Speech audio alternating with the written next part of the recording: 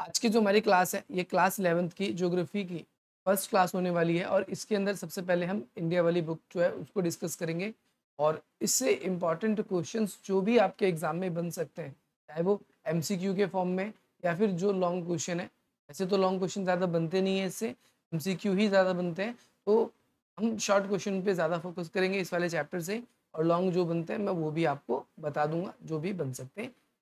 सबसे पहले इसके अंदर देखो, ज्योग्राफी पढ़ने का सबसे अच्छा तरीका ये है कि आप पहले ज्योग्राफी सब्जेक्ट के प्रति अपना इंटरेस्ट बनाओ।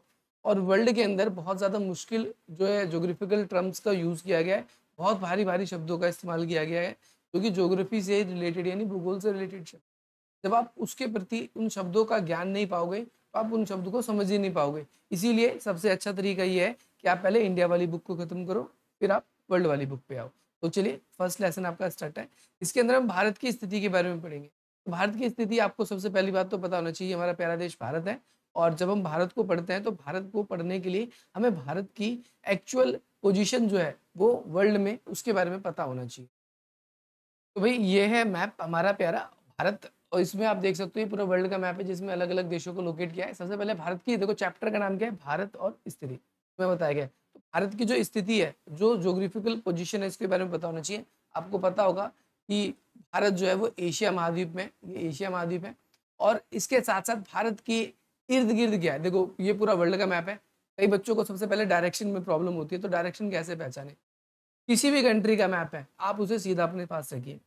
जैसे ही आप सीधा उसके अपने पास रखेंगे तो आपके पास में क्या होगा कि जैसे आप इंडिया का मैप अपने सामने रखोगे, इंडिया का मैप जैसे ही अपने सामने रखोगे तो ये आपके सामने सिंपल भारत आपको दिखने लगेगा। तो आपको क्या करना है, इसकी डायरेक्शन पहचानने के लिए जो इसका आपका राइट हैंड है, जो आपका राइट हैंड है जो कि आपको इधर दिखेगा, तो ये होगा हमेशा पूर्व। जब आपको राइट हैंड जिधर दिख रहा है वो होगा आपका ईस्ट, पूर्व।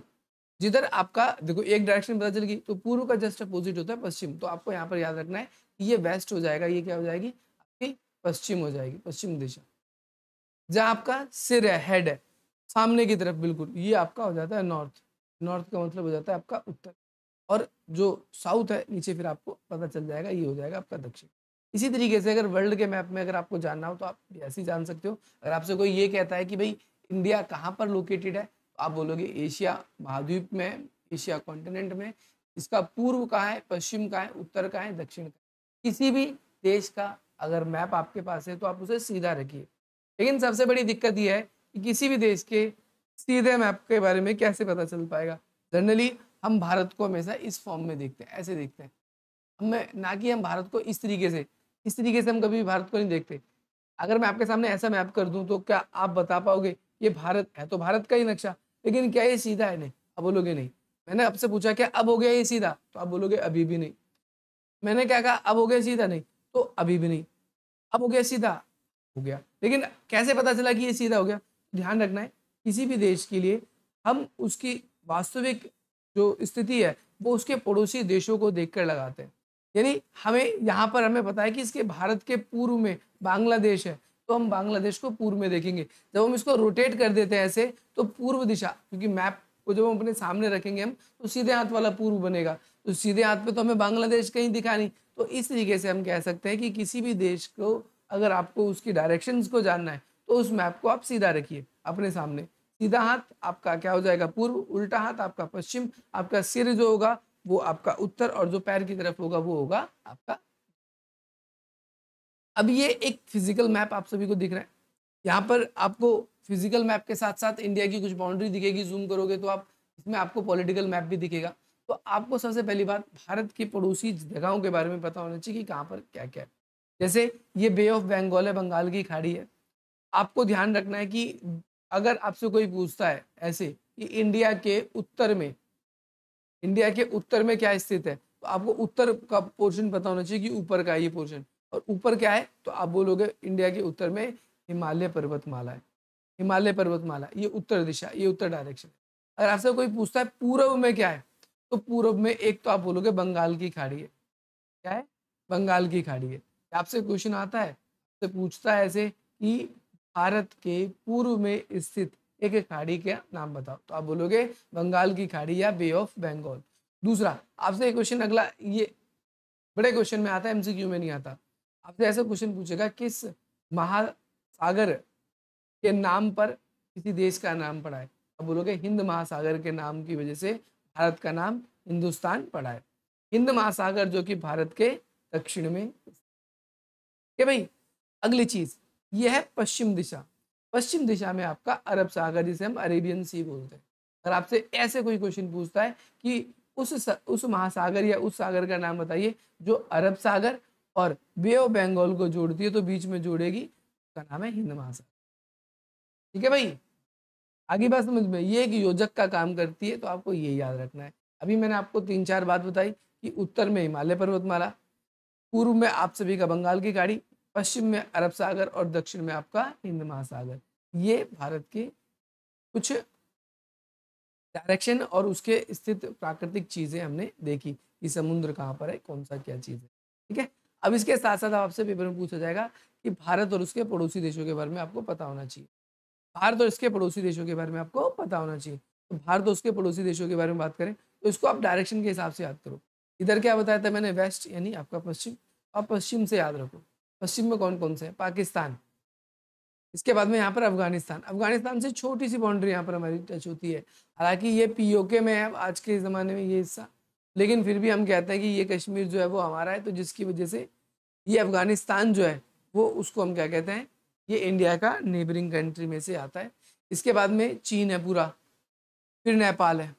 तो हमने क्या देखा, पश्चिम में 2 देश आपके पाकिस्तान और अफगानिस्तान, उत्तर में आपका, उत्तर में कौन कौन से आ जाएंगे, अफगानिस्तान, इसके बाद में चीन और आपके नेपाल, इधर एक भूटान। कितने देश हो गए, पहले नंबर पे पाकिस्तान, दूसरे नंबर पे अफगानिस्तान, तीसरे नंबर पे चीन, चौथे नंबर पे आपका नेपाल, पांचवें नंबर पे आपका भूटान, छठे नंबर पे म्यांमार। म्यांमार इसे वर्मा भी कहा जाता था, ध्यान रखना, वर्मा। इसके बाद में बांग्लादेश 7वें नंबर पे। ठीक है, ये जितने भी देश रहे ये है land lock countries. Land lock countries का मतलब है ऐसे देश जिनसे हमारी स्थल, लैंड जमीन, वो जुड़ी होती है, इन देशों से जमीन जुड़ी है। अभी 7 तो है हमारे लैंड लॉक कंट्रीज जिनसे हमारी जमीन जुड़ी हुई है, लेकिन 2 ऐसी भी हमारी कंट्री, पड़ोसी देश है, जिनसे हमारी जमीन टच नहीं होती, वो हमारी समुद्री या जलीय या फिर द्वीपीय, आप कह सकते हो द्वीपीय पड़ोसी देश है। द्वीप का मतलब क्या होता है, ऐसा स्थल जो चारों तरफ से समुद्र से घिरा हो, उसे द्वीप बोल देते हैं ना, बोलते हैं ना, आइलैंड बोलते हैं। एक तो श्रीलंका है और दूसरा है मालदीव। दूसरा क्या है, बोलो, समझ में आई मेरी बात? अगर आपसे कोई पूछे कि भाई द्वीपीय पड़ोसी देश भारत के कौन कौन से हैं, तो आप मालदीव और किसका नाम लोगे? अगर आपको वर्ल्ड के मैप में देखना है तो आप यहाँ देख सकते हो, ये है श्रीलंका, ठीक है भाई, ये है श्रीलंका हमारे पास इतना बड़ा। अगर आपको मालदीव देखना है, ये है नीचे, आपको यहाँ पर ये मालदीव मिल जाएगा।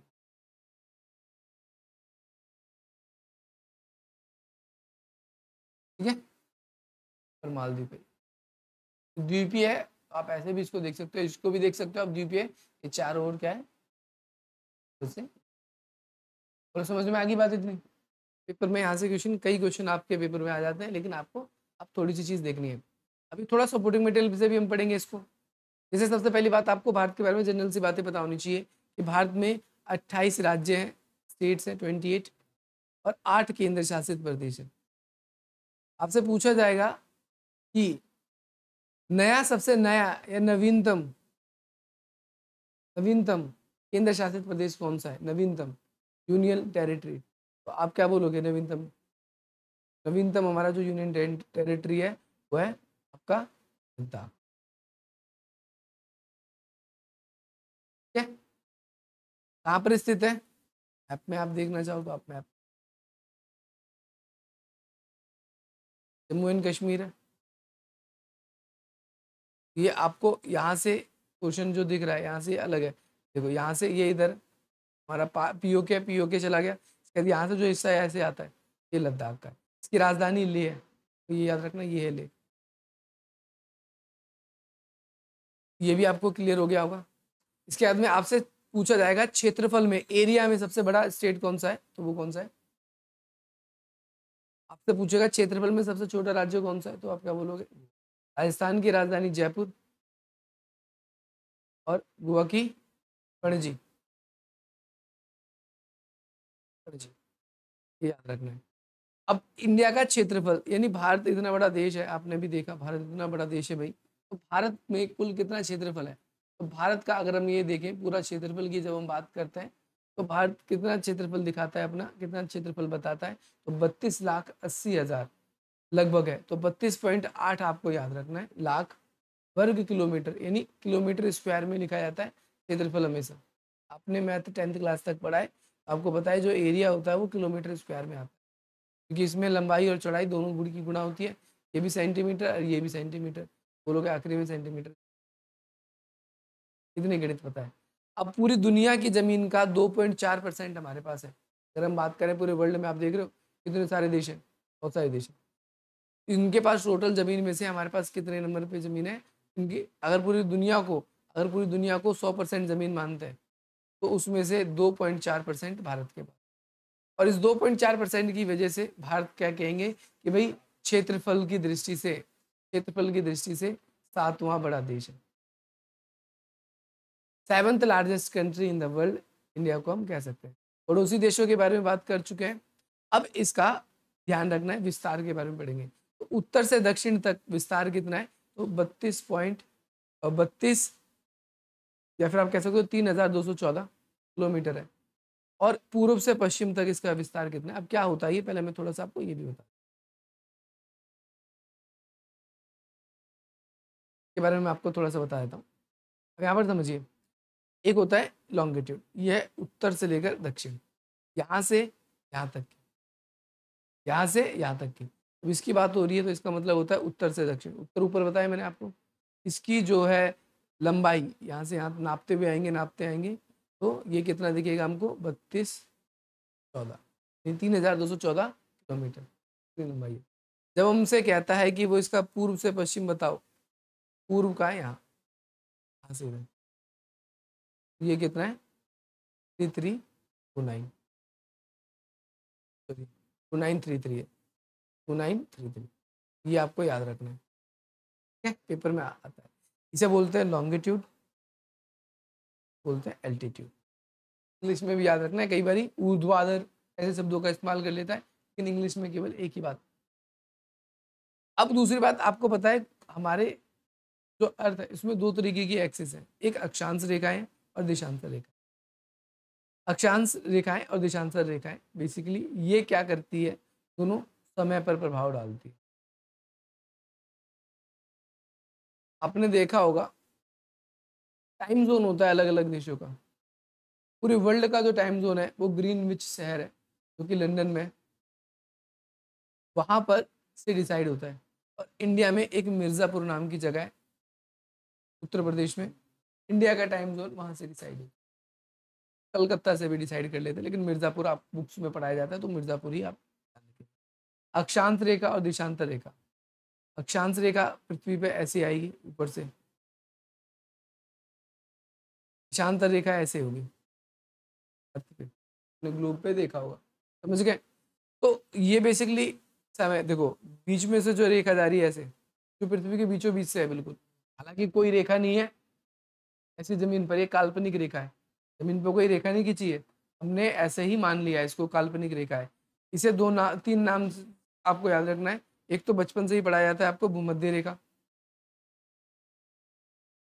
दूसरी बात, इसे बोलते हैं विषुवत रेखा, इंग्लिश में बोल देते हैं इसे इक्वेटर एक्सिस।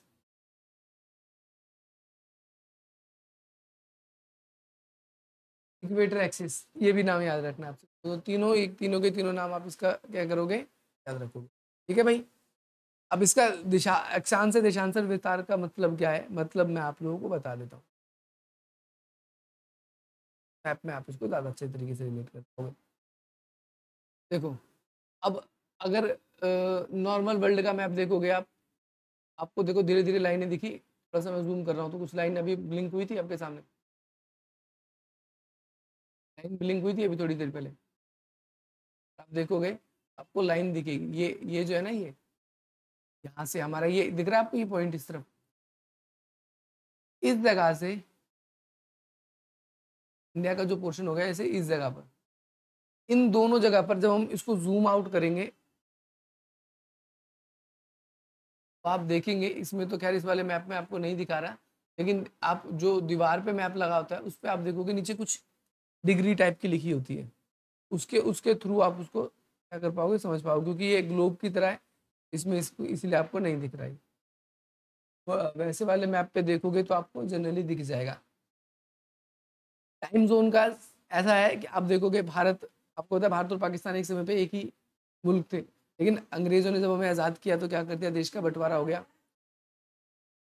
अंग्रेज़ जब हमें छोड़ के गए, हमें आज़ादी जब अंग्रेज़ों ने दी, तो पाकिस्तान बना दिया। लेकिन पाकिस्तान आपने सुना होगा बचपन में या वैसे भी कि 14 अगस्त को आज़ादी दिवस मनाता है और भारत जो है वो 15 अगस्त को मनाता है। लेकिन दोनों को आज़ादी सेम टाइम पे मिली, फिर ये 14 अगस्त क्यों और हमारा 15 अगस्त क्यों? रीज़न क्या है इसके पीछे? रीज़न ये है कि हमारा टाइम ज़ोन जो है, इनके टाइम ज़ोन से 10 मिनट पीछे है। यानी यहाँ की घड़ी हमसे 10 मिनट आगे है। ऐसे ही आप अमेरिका की तरफ जाओगे तो वहाँ की घड़ी हमसे और आगे दिखेगी। तो ये फ़र्क डालती है टाइम ज़ोन, ठीक है? तो याद रखना है आप सभी को। इस वजह से ये जो आप यहाँ पर देख रहे थे अक्षांशीय विस्तार, ये 8 डिग्री 4 मिनट से 27 डिग्री 6 मिनट तक है। और साथ ही साथ में देशांतर जो है 68 डिग्री 7 मिनट से ये इस तरीके से दिया हुआ है। तो ये आपको रटना पड़ेगा, याद करना पड़ेगा। इसके लिए कोई अल्टरनेटिव नहीं है, मैं आपको बता, दोनों पॉइंट ऊपर हम डिस्कस कर चुके हैं, क्षेत्रफल के बारे में भी, इसके बारे में भी, इसको भी डिस्कस कर लिया है, मैप के बारे में बताया गया है। अब ये पेपर में आता है क्वेश्चन, यहाँ से इंपॉर्टेंट है, इंपॉर्टेंट क्वेश्चन है, थोड़ा सा बड़ा भी आता है तट रेखा को लेकर। सबसे पहला क्वेश्चन है कि भाई भारत की तट रेखा की लंबाई क्या है? तट रेखा मतलब कोस्टल एरिया। आप देख रहे हो यहाँ से हमारी जमीन शुरू है, उधर इधर तो जमीन जमीन जमीन जमीन जमीन जमीन, इसे बोलते हैं स्थलीय सीमा। क्या बोलते हैं?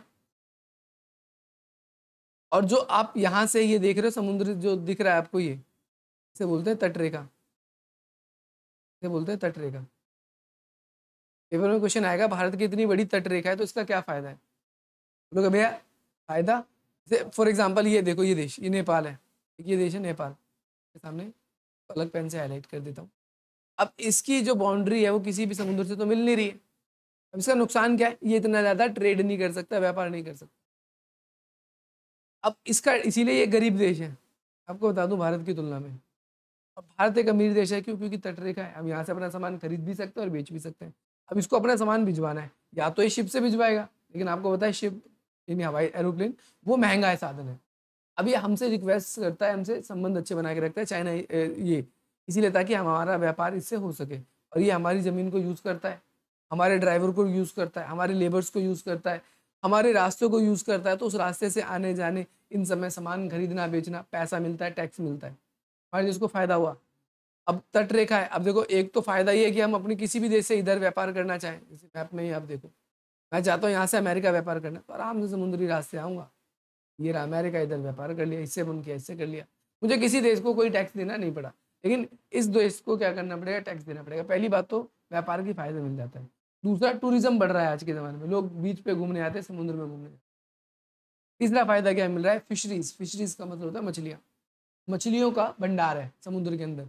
अगर आपके पास कोई काम नहीं है तो आप जाइए मछली भी पकड़ के उसे बेच दीजिए, दुनिया में सप्लाई कीजिए। बहुत सारे लोगों ने कर रखा है, आप साउथ की फिल्में देखते हो, लोग बाग बाजार में बेच देते हैं मछलियाँ पकड़ पकड़ के, इसका फायदा मिलता है ना? फायदा है कि नहीं फायदा?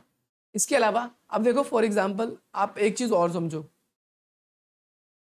आपको थोड़ा सा और दिखाता हूँ। ये क्या है? आप बोलोगे इधर क्या है? इधर बोलोगे आप पाकिस्तान है। पाकिस्तान की बॉर्डर देखो, हमारे यहाँ से यहाँ से यहाँ से यहाँ से यहाँ से यहाँ से यहाँ से ऐसे जा रहा है। तो पाकिस्तान कभी भी घुसपैठ कर सकता है, पाकिस्तान कभी भी हमला कर सकता है। तो इसके लिए हमें बहुत सारे सैनिकों को यहाँ पर तैनात भी रखना पड़ता है। और समुद्र के किनारे आप जाते हो, आप देखते हो कि हमारी जगह जगह चौकियाँ बनी हुई है, इधर बनी है, इधर बनी है, अलग अलग जगह बनी है। लेकिन ऐसा नहीं कि हर जगह बॉर्डर पे आपको पुलिस ही यहाँ पर मिलेगी, ये सब कुछ मिलेगा। तो हमें एक फ़ायदा ये भी है कि हमें इतनी बड़ी बॉर्डर पे, हमारे देश की इतनी बड़ी बॉर्डर है, तो हर जगह पर हमें सुरक्षा की व्यवस्था नहीं करनी। हमारे जो अलग अलग जगहों पर, जैसे फॉर एग्जांपल हमारे नेवी वाले जो होते हैं वो तैनात होते हैं जगह जगह पर, हर थोड़ी थोड़ी दूरी पर। अब उनके पास दूरबीन या और सैटेलाइट या और चीज़ें होती हैं, अगर कोई शिप आ रही जा रही होती है तो हमारी जो दूसरी छोटी शिप होती है वो जाकर उसे पहले चेकआउट करती है, हमारे देश की है, दूसरे देश की है, क्यों आ रही है, उसको पहले चेकिंग करती है, उसके बाद ही परमिशन अलाउटेड होती है, तो ही हमारे देश की सीमा में आने देती है, नहीं तो वहीं पर उस पर अटैक करती है। ये अधिकार होता है, हर एक देश के पास ऐसा होता है। तो हमें फायदा मिला है, नहीं तो यहाँ पर हमें कितने बॉर्डर पे कितने सैनिकों को रखना पड़ता, बॉर्डर की मेंटेनेंस देखनी पड़ती, सारी चीज़ें करनी पड़ती, तो उसका भी लाभ हमको मिल जाता है। तो यहाँ पर आपको पेपर में क्वेश्चन आ जाता है, अगर आपसे पूछे, देखो भारत में समुद्री सीमा की मुख्य भूमि से 12 समुद्री मूल अर्थात लगभग 21.9 किलोमीटर तक है, ये याद रखना नाम। इसके बाद में एक क्वेश्चन आता है कि 6 पॉइंट, अब देखो 6 पॉइंट उत्तर अक्षांश पर स्थित, उत्तर का मतलब क्या है, ऊपर की तरफ, इंदिरा पॉइंट भारत का सबसे दक्षिणतम बिंदु है। इंदिरा पॉइंट कहाँ पर है, देखो मैं आपको दिखा भी देता हूँ।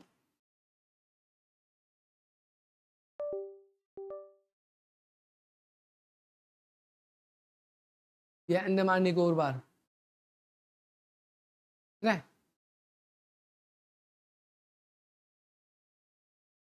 पॉइंट अंडमान निकोबार, ये इंडिया से आप बोलोगे तो अलग है। देखो हमारे दो द्वीप है, एक अंडमान निकोबार है, इसके बारे में पढ़ेंगे, एक इधर लक्षद्वीप है, इधर है लक्षद्वीप, थोड़ा जूम करोगे आपको ये लक्षद्वीप दिख जाएगा, दिख गया लक्षद्वीप, यहाँ पर देखो इधर है हमारा अंडमान निकोबार।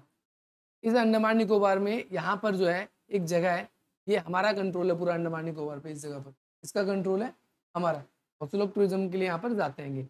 इसमें जो ये बिंदु है, इस क्षेत्र का नाम है इंदिरा पॉइंट, इंडिया की दक्षिण में लास्ट पॉइंट है। इसके बाद इंडिया का यहाँ पर कोई जमीन नहीं है, इंडिया का कोई भी जमीन नहीं, समझ में आ गया। यहाँ पर ऐसा मत सोचना कि इंडिया केवल इतना ही है, इधर लक्षद्वीप है, इधर क्या है, इधर क्या है अंडमान निकोबार, दोनों में तुलना भी आता है पेपर में, लक्षद्वीप और अंडमान निकोबार में तुलना कीजिए, उसके बारे में भी मैं बताऊंगा कि कहाँ पर कितने द्वीप है क्या है। तो इंदिरा पॉइंट कहाँ पर है आपको पता चल गया, इसके बारे में भी। हालांकि क्या हुआ था, 2004 में सुनामी आई थी, और 2004 में ये जगह क्या हो गया, डूब गया, सुनामी में अंदर ही चला गया। ठीक है भाई, आगे बात समझ में। यामियोत्तर ये क्या है, ये मानक समय यामियोत्तर है, यानी इससे टाइम डिसाइड होता है। क्या होता है, मैंने आपको ये भी बता दिया, भारत जो है 7th largest country in the world, और भारत में क्षेत्रफल का कितना है, 2.4% ही भारत के पास में एरिया है। आपसे पेपर में क्वेश्चन इंपॉर्टेंट, जो तुम क्वेश्चन थोड़ी देर पहले मुझसे पूछ भी रहे थे कि भाई वो देश नाम बताओ जिससे सबसे बड़ी स्थलीय सीमा है, स्थलीय सीमा मतलब लैंडलॉक, जमीन हमसे घिरती है, तो बांग्लादेश इसका उत्तर है। कितने राज्यों से घिरती है, 5 राज्यों से। क्या कोई और भी ऐसा स्टेट है जिससे, मतलब कोई और भी ऐसा देश है जिससे हमारी 5 राज्यों से सीमा जुड़ती हो, तो एक और देश ऐसा है, वो है चीन। लेकिन सबसे बड़ी सीमा किसके साथ हमारी जुड़ रही है, बोलोगे कैसे मान ले, आपकी बात क्या पता आप झूठ बोल रहे हो, हम तो नहीं मान रहे, तो हम आपको इस बात का प्रूफ भी दिखाएंगे। तुम यहाँ देखो ध्यान से, क्या क्या है देखो, एक तो वेस्ट बंगाल इससे जुड़ रहा है, मेरा पश्चिम बंगाल, वेस्ट बंगाल, वेस्ट बंगाल के बाद में ठीक है, अगर आप देखोगे वाले मैप में आपको ज़्यादा अच्छे से समझ नहीं आएगा, बुक वाले मैप से ही देखो, क्योंकि उसमें ग्रीन ग्रीन ज़्यादा हो रहा है। यहाँ पर मैं आपके सामने स्टेट के नाम लोकेट कर दूंगा, स्टेट के नाम लिख दूंगा नंबर के साथ में। पहले नंबर पे पश्चिम बंगाल, ठीक है, ये पश्चिम बंगाल है। देखो दूसरे नंबर पे यहाँ पर आपको मेघालय दिख गया होगा, दिख गया। सिक्किम यहाँ पर एक स्टेट है, आपको दिख गया होगा, यहाँ पर सिक्किम की बाउंड्री थोड़ी सी टच हो जाती है। मेघालय ज़्यादा बड़ा नहीं है, मेघालय देखो, मेघालय की बाउंड्री ऐसे करके ऐसे करके ऐसे करके ऐसे करके, यहाँ पर एक स्टेट है जिसका नाम है त्रिपुरा, देखो त्रिपुरा, त्रिपुरा ये रहा, यहाँ पर स्टेट है त्रिपुरा। ठीक है भाई, कितने स्टेट हो गए, बोलोगे पहला पश्चिम बंगाल, दूसरा आपने बोला मेघालय, 2 गए, ठीक है, यार नहीं है। तीसरे नंबर पे आपका ये आ गया, पहला दूसरा तीसरा, तो अलग अलग कलर भी हम इसको कर सकते हैं आपके पहचानने के लिए। पहला ये हो गया, एक रेड कलर कर दिया है, दूसरा स्टेट ये, मेघालय एक तीसरा हो गया, असम एक चौथा हो गया, असम भी स्टेट है। बोलोगे असम की कहाँ पर मिल रही है जी सीमा, असम की सीमा देखो ये रही, व्हाइट कलर कर दिया मैंने, ये जो बाउंड्री है, ये जो हिस्सा है, ये जो हिस्सा है, ये हिस्सा ये वाला असम का ही है। ठीक है भाई, अरे ये रहा आपका, ठीक है, तो 5 स्टेट हो गए। इसके साथ साथ आपसे चाइना के बारे में भी मैं आपको बताया था, देखो चाइना की एक उत्तराखंड, बोलोगे इधर हिमाचल, पहले लद्दाख, ये लद्दाख, ये केंद्र शासित प्रदेश है। अच्छा पूछ रहे कि किस केंद्र शासित प्रदेश की चीन से सीमा साझा होती है, तो लद्दाख के नाम याद रखना है। पहले क्या था, विशेष राज्य था जम्मू कश्मीर, पूरा जम्मू कश्मीर भी नाम लेते थे, लेकिन अब लद्दाख ले रहे हैं। तो ये दो राज्य हो गए इधर। इधर एक क्या हो गया, अरुणाचल प्रदेश, सिक्किम यहाँ पर से बाउंड्री शेयर कर रहा है कि नहीं कर रहा है। एक यहाँ होता, एक यहाँ होता, ये याद रखना है इसके बारे में, ठीक है। पर में आ जाता है बहुत बार क्वेश्चन, मैंने आपको बता दिया।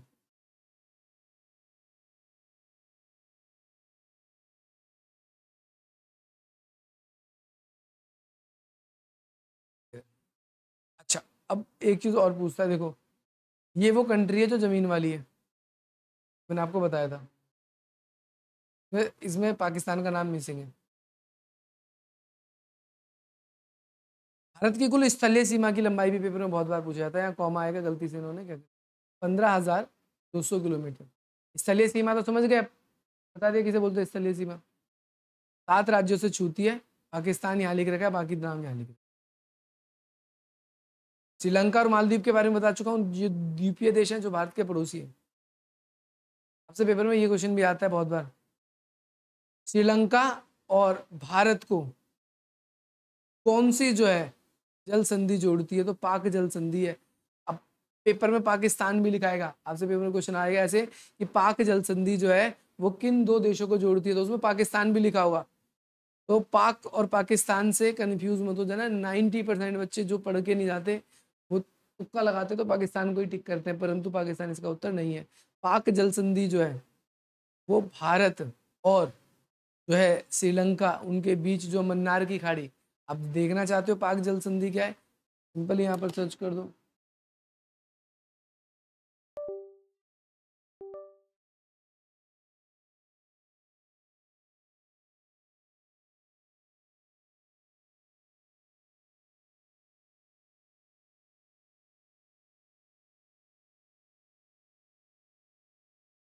आप ऐसे सर्च कर लो।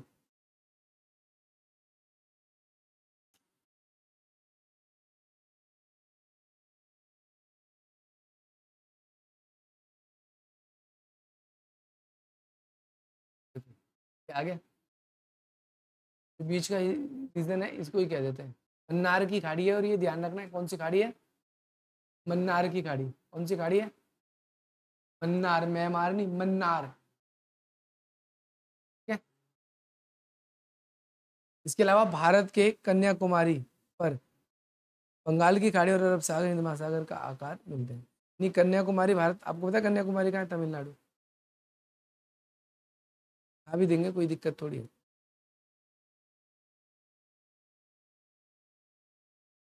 यह कन्याकुमारी यहाँ पर, इधर हिंद महासागर नीचे, इसके इस तरफ क्या है, बंगाल की खाड़ी, इसके इस तरफ क्या है, उल्टे हाथ की तरफ।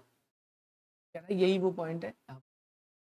ठीक है भाई, आगे बात समझ में। बुक से थोड़े बहुत चीजें और भी रह गई तो मैं आपको बता देता हूँ, तो आता भी।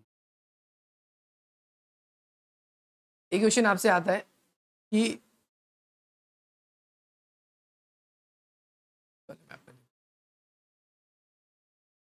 क्वेश्चन क्या होगा, मैं आपको क्वेश्चन भी बता देता हूँ। क्वेश्चन आपके सामने ही आएगा कि भाई गुजरात और जो अरुणाचल प्रदेश है, अरुणाचल प्रदेश तो संस्कृत में आपने पढ़ा ही होगा, सबसे पहले सूर्य उदय होता है तभी अरुणाचल प्रदेश बोलते हैं, अरुण का आंचल सबसे पहले यहाँ पर आता है। दूसरा गुजरात, भारत के अंदर ही इन दोनों के बीच में जब सूर्य उदय होता है, सूर्य उदय समझते हो, सनराइज, तो सनराइज का मतलब है यहाँ पर 2 घंटे पहले होता है या 2 घंटे बाद होता है।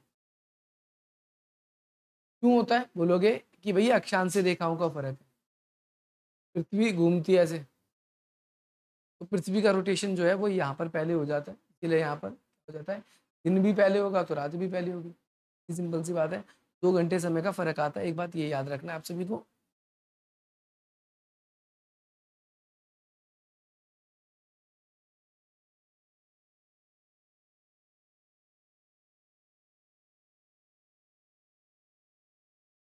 घर से आपके लिए होमवर्क है जो आप लोग थोड़ी सी एनालाइज करके रिसर्च करके आपको लेकर आना है।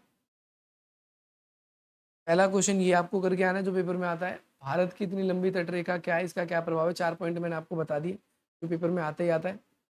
अगला, भारत का देशांतीय विस्तार फैलाव है, इसके लिए क्या फायदा है। मैंने बताया था अक्षांश रेखा ऐसी होती है, देशांतर रेखाएं ऐसी। भारत का अक्षांश और देशांतर फैलाव है तो उसका क्या फायदा है, फायदा क्या है। देशांतर रेखा ऐसे फैली हुई है। इसके अलावा आपका ट्रॉपिक ऑफ कैंसर के बारे में इसमें नहीं बताया गया था, मैं बता देता हूँ। आपसे पेपर में कई बार पूछ लेता है कितने राज्यों से या कौन कौन से राज्य से जो है भारत के बीचों बीच कौन सी रेखा गुजरती है। भारत के बीचों बीच जो है कर्क रेखा गुजरती है। मध्य रेखा मत लिख देना। 3 तरीके की रेखाएं हैं, एक भारत के बीच में से जा रही है, एक है जो पूरे जैसे वर्ल्ड का मैप देखोगे, पूरे वर्ल्ड के मैप में देखोगे तो ये 0 डिग्री जहाँ आपको दिख रहा है थोड़ा सा नीचे होगा, और ये यहाँ पर मैप में थोड़ा सा वैसे बताया गया है। तो यहाँ से जा रही है भूमध्य रेखा, यहाँ से जा रही है कर्क रेखा, और इसके नीचे जो रेखा है वो मकर रेखा है। सॉरी, वर्ल्ड का मैप है, बताया गया है किस तरीके से चीजें जाती हैं इधर उधर, व्यापार वगैरह होता है ज्यादातर। कुछ समझ में क्या आएगा, अभी इसमें से कुछ समझने वाला ही नहीं है, तो क्या समझ में आएगा। इसमें कोई ऐसा थोड़ी है कि बस डायरेक्टली ये भारत की स्थिति बता रही है ज्यादातर इसके अंदर। आगे बात समझ में, तो ये क्वेश्चन पूछा जाएगा आपसे पेपर में। एक एक नंबर वाले तो आप वैसे ही कर लोगे, इसमें से उनको बताने की जरूरत नहीं है। देखो एक क्वेश्चन ये है, जबकि पूर्व में उदाहरण के लिए नागालैंड में सूर्य उदय पहले होता है और पहले अस्त भी होता है, फिर कोहिमा और नई दिल्ली की घड़ी में समय एक ही क्यों दिखाता है। ये पूरा भारत का टाइम जो है, भारत का टाइम, भारत का जो पूरे भारत का टाइम है वो टाइम सेम है, लेकिन तुम गाँव जैसे अपने फ़ोन करते होगे, पता लगा वहाँ के लोग जल्दी खा लेते हैं। रीज़न क्या है, अंधेरा भी जल्दी हो जाता है और सवेरा भी जल्दी हो जाता है, वहाँ पर लोग जल्दी उठ भी जाते हैं। उसके पीछे रीज़न यही है कि अलग अलग है। ठीक है भाई, आगे बात समझ में। पेपर में यही क्वेश्चन इस चैप्टर से पूछे जाते हैं। ये कंप्लीट चैप्टर मैंने आप लोगों को करा दिया है, इसके क्वेश्चन आंसर जो भी आने थे पेपर में वो भी आपको बता दिए। सेकंड चैप्टर हम आगे डिस्कस करेंगे, ठीक है।